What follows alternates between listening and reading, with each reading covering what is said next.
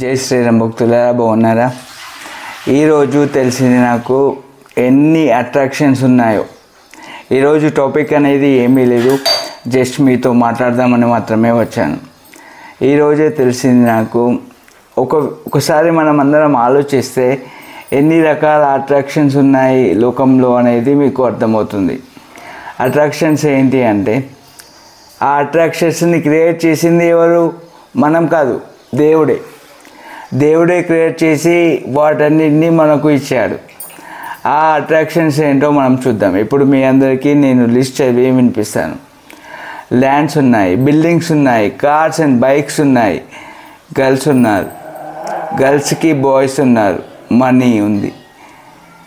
Money చాలా పెద్దది, చాలామందికి కావాల్సినది, చాలామందికి కావాల్సిన విషయం మనీ. టేస్టీ ఫుడ్ ఉంది, లైక్ నాన్ వెజ్.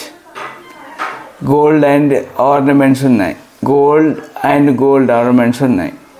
ఎన్ని అట్రాక్షన్స్ ఉన్నాయి అంటే మీరు అర్థం చేసుకోండి.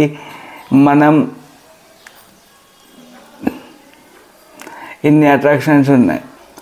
ఇలా ఎన్ని అట్రాక్షన్స్ పెట్టి, ఎన్ని విధాలైన అట్రాక్షన్స్ని పెట్టి, ఆకర్షణలు పెట్టి, దేవుడు ఏమంటున్నాడు? వాటన్నింటినీ పట్టించుకోకుండా నన్నే ప్రే చేయి అంటున్నాడు. వాటన్నింటినీ పట్టించుకోకుండా నన్నే ప్రే చేయి, నీకు నేను లభిస్తాను అంటున్నాడు. ఇన్ని అట్రాక్షన్స్ ఉన్నాక వాటిని వదిలేయడం కుదురుతుందా? ఎన్ని విధాలైన అట్రాక్షన్స్ ఉన్నాక వాటిని వదిలేయడం మనతో కుదురుతుందా? ఈ అట్రాక్షన్స్కి తోడు ఇంకా ఈ రిలేషన్స్లో అమ్మ, అక్క, చెల్లి, బ్రదర్స్ అండ్ పిల్లలు చాలా క్యూట్గా ఉంటారు. మీరు ఎప్పుడైనా ఆలోచించారా వాళ్ళు అంత క్యూట్గా ఎందుకు ఉంటారు? ఎన్ని రకాలుగా ఒక మనిషికి కావాలో, ఎన్ని రకాలుగా ఒక ప్రాణికి కావాలో, ఎన్ని రకాల ఒక జీవానికి కావాలో అన్ని రకాలైన ఆకర్షణలను దేవుడు క్రియేట్ చేశాడు. వాటన్నిటినీ పెట్టి మనల్ని ఆయనని ప్రార్థించమంటున్నాడు. మనతో కుదురుతుందా? అసలు వాటన్నిటినీ వదలడం కుదురుతుందా? వాటిలోనే ఉంటాం మనం. అసలు నాకు అర్థం కాదు. ఎన్ని కావాలో అన్నీ పెట్టి ఒక చిన్న పిల్లోడి ముందు 10 రకాల ఫ్రూట్స్ కానీ, చాక్లెట్స్ కానీ పెట్టి, లేదంటే ఐస్ క్రీమ్స్ కానీ పెట్టి, ఫ్రూట్స్ అయిపోయినాయి, చాక్లెట్స్ అయిపోయినాయి, ఐస్ క్రీమ్స్ అయిపోయినాయి, ఇన్ని పెట్టి, క్లోత్స్ పెట్టి, వాడికి నచ్చిన బొమ్మలు పెట్టి, ఇన్ని రకాలైనవి పెట్టిన తర్వాత వాడిని నువ్వు ఇవేవి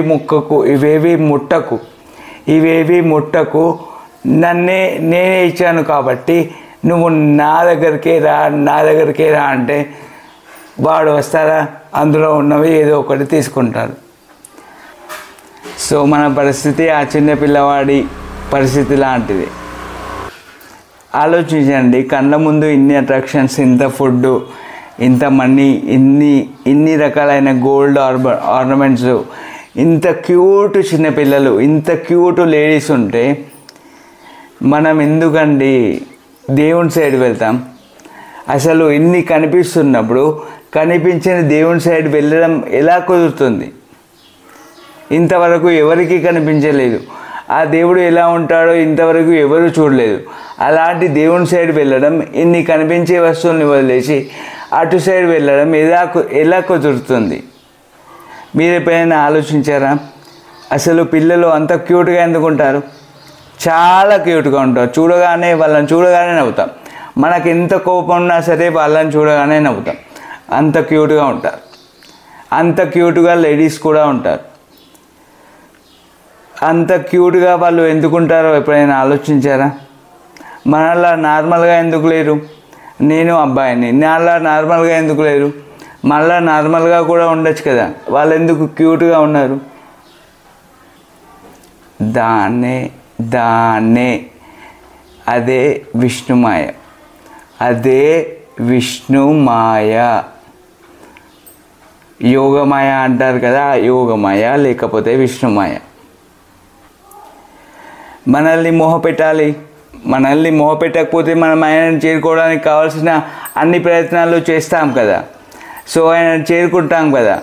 అందుకని ఆయనను చేరుకోకుండా ఉండడానికి కావాల్సిన అన్ని మోహాలు పెడతాడు. అన్ని మోహాలు, అన్ని అట్రాక్షన్స్ పెడతాడు.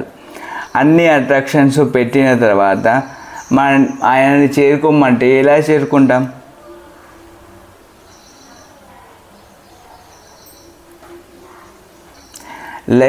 లైక్ ఒక చిన్న పిల్లవాడికి అన్ని బొమ్మలు పెట్టి, అన్ని ఐస్ క్రీమ్స్ పెట్టి, అన్ని చాక్లెట్స్ పెట్టి, అన్ని క్లోత్స్ పెట్టి, అన్ని సైకిల్స్ పెట్టి వాడిని నా దగ్గరికి రా అంటే వాడు వస్తాడా? ఖచ్చితంగా అందులోనే ఏదో ఒకటి తీసుకుంటాడు కదా. సో అలాగే మనల్ని మోహపెడుతున్నాడు, మనల్ని మోహపెడుతున్నాడు. ఇన్ని రకాలైన అట్రాక్షన్స్ పెట్టి వాటి మధ్యలో మనల్ని పెడితే మనం ఎలాగండి వేరే వైపు వెళ్తాం? వాటి వైపే వెళ్తాం కదా, ఆ అట్రాక్షన్స్ వైపే వెళ్తాం కదా. కానీ మళ్ళీ చెప్తున్నాను, బట్ ఈ కనిపించే అట్రాక్షన్స్ కానీ, క్రియేట్ చేసిన అట్రాక్షన్స్ కానీ, మనీ కానీ, గర్ల్స్ కానీ, ల్యాండ్స్, బిల్డింగ్స్ కానీ, ఫుడ్ కానీ ఏవి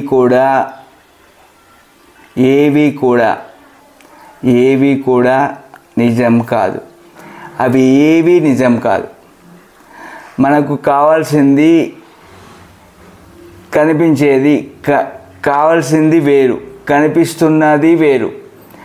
కనిపిస్తున్నది అసలు నిజమే కాదు, కావాల్సింది నిజం. కావాల్సిన నిజం వేరే ఉంది. అక్కడికి వెళ్ళడానికి ఇవి అడ్డుకుంటున్నాయి. ఇవి కనిపిస్తున్నాయంటే, మన కంటికి కనిపిస్తున్నాయంటే అవి నిజం కాదు. మనకు కంటికి కనిపించేవి ఏవి నిజం కాదు. అవన్నీ మనల్ని మోహపెట్టడానికి మాత్రమే. ఏమంటారు? అట్రాక్ట్ చేయడానికి మాత్రమే, ఆకర్షించడానికి మాత్రమే. కానీ అవి ఏవి నిజం కాదు.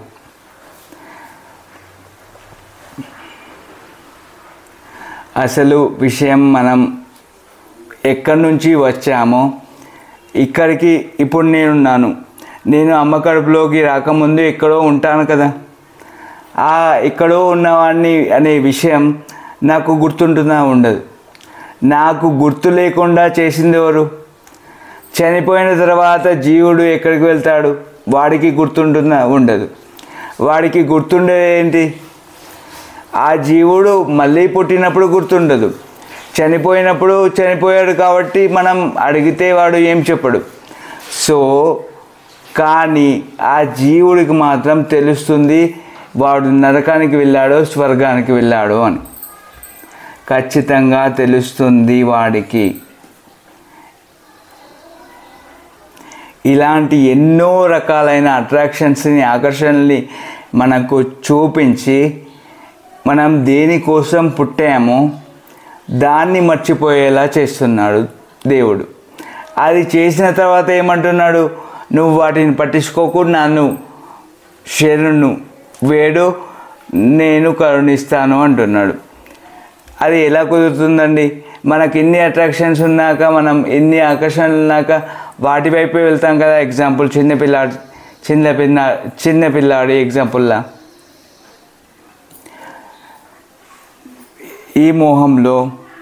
ఇదే మోహంలో మనం ఎన్నో కోట్ల జన్మలు జీవన మరణ చక్రంలో ఇలా తిరుగుతూనే ఉన్నాం. ఎన్నో కోట్ల జన్మలు. ఎందుకు? ఈ ఆకర్షణ వల్ల. మనం పొందాల్సింది ఏంటి? ఇది కాదు. నేను చాలా అదృష్టవంతుడిని, నేను చాలా లక్కీ, నేను భక్తిలో ఉన్నాను, ఈ ఏజ్లోనే తెలుసుకున్నాను ఇది కాదు నేను పొందాల్సింది అని. ఇవన్నీ అట్రాక్షన్స్ అని నేను ఇప్పుడే తెలుసుకున్నాను. కానీ మీరంతా కోట్ల జన్మలు జీవన మరణ చక్రంలో తిరుగుతూనే ఉంటారు. పాపం మీరు. అరుణాచల శివ. అయితే టెంపుల్కి డైలీ వచ్చే వాళ్ళు ఉంటారు. నేను ఇప్పుడు డైలీ వెళ్తున్నాను కాబట్టి తెలిసింది నాకు, డైలీ వచ్చేవాళ్ళు కూడా ఉంటారు అని. డైలీ వచ్చేవాళ్ళు ఎవరు అని చూస్తే, డైలీ వచ్చేవాళ్ళు ఎబో 50 ఇయర్స్, 50 పైన 60, 70. 50 పైన 60, 70 అంటే మ్యాక్సిమం వాళ్ళ జీవితం అయిపోయింది. వాళ్ళకు చాతన కాదు, వాళ్ళు వణుకుతూ వస్తారు, లేదంటే ఒక కట్టె పట్టుకొని వస్తారు, లేదంటే కొంచెం ఇబ్బందిగా వస్తారు. ఎందుకంటే వాళ్ళ శరీరం అనేది సపోర్ట్ చేయదు. కానీ తప్పకుండా వస్తున్నారు, సపోర్ట్ చేయకపోయినా వస్తున్నారు. ఎందుకు వస్తున్నారు? ఎప్పుడైనా ఆలోచించారా?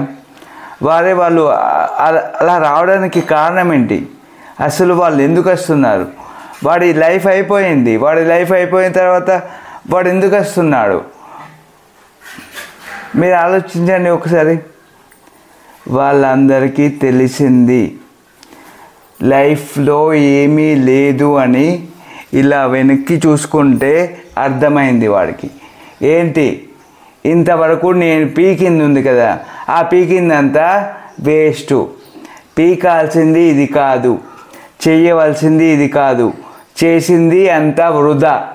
చేసిందంతా పిల్లల కోసం, లేదంటే నా కోసం, ఆ బిల్డింగ్ల కోసం, ఆ ఆస్తుల కోసం, లేదంటే మనీ కోసం చేశాను.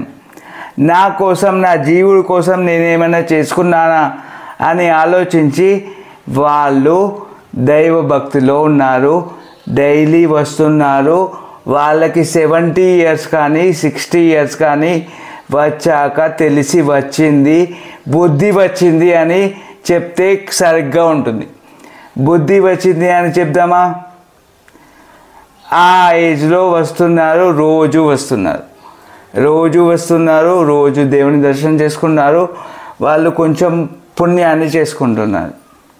కానీ మనం ఫుల్ ఎంజాయ్. ఇప్పుడు పుట్టిందేందుకు? ఒకటే లైఫ్, నేను ఎంజాయ్ చేయాలి. ఎందుకంటే ఒంట్లో శక్తి ఉంది కాబట్టి నీకు ఓన్లీ ఎంజాయే కనిపిస్తుంది, ఓన్లీ మనీయే కనిపిస్తుంది, బైక్స్ అండ్ కార్సే కనిపిస్తాయి, గర్ల్స్ అండ్ బాయ్సే కనిపిస్తారు, ఇంకేమీ కనిపించదు. నీకు ఎప్పటిదాకా కనిపించదు? నీకు కూడా 70 ఇయర్స్ వచ్చి ఎప్పుడైతే మోకాళ్ళ నొప్పి, ఎప్పుడైతే వెన్నుపాము నొప్పి, ఎప్పుడైతే మెడ నొప్పి వస్తుందో అప్పటిదాకా నీకు కనిపించదు. అప్పటిదాకా నువ్వు ఎంత చెప్పినా, నొక్కి ఎంత చెప్పినా నువ్వు చేసేదే చేస్తావు. కానీ నాకు తెలుసు నేను చెప్పింది నువ్వు చేయవు. ఓకే, నీకు 70 ఇయర్స్ వచ్చినప్పుడు వీరు చెప్పింది ఎందుకు చేయలేదురా అని నువ్వు బాధపడతావు. అప్పుడు నేను అనుకుంటాను, అప్పుడే చేస్తే అయిపో కదరా అని నేను అనుకుంటాను. అప్పుడే చెప్పాను కదరా అని కూడా నేను అనుకుంటాను. ఎందుకంటే అప్పుడు చాతన కాదు. మన ఓల్డ్ ఏజ్ పీపుల్ అంటే మన ముందు తరాల వాళ్ళు మంచి ఫుడ్ తిన్నారు, మనము కల్తీ ఫుడ్ తింటున్నాము. 70 ఇయర్స్ అన్న కాడ 50 ఇయర్స్ అవుతుంది లైఫ్ స్పాన్. లైఫ్ అనేది 50 ఇయర్స్కి దిగజారిపోయింది. అప్పుడు అన్ని నొప్పులు వస్తాయి మనకు. అప్పుడు నీ కోసం నువ్వు చేసుకోవడానికి ఏమీ ఉండదు. ఖచ్చితంగా ఎవరికి వారు అనుభవించాల్సిందే. నేనైతే చెప్పడం నా బాధ్యత కాబట్టి చెప్పాను. అరుణాచల శివ.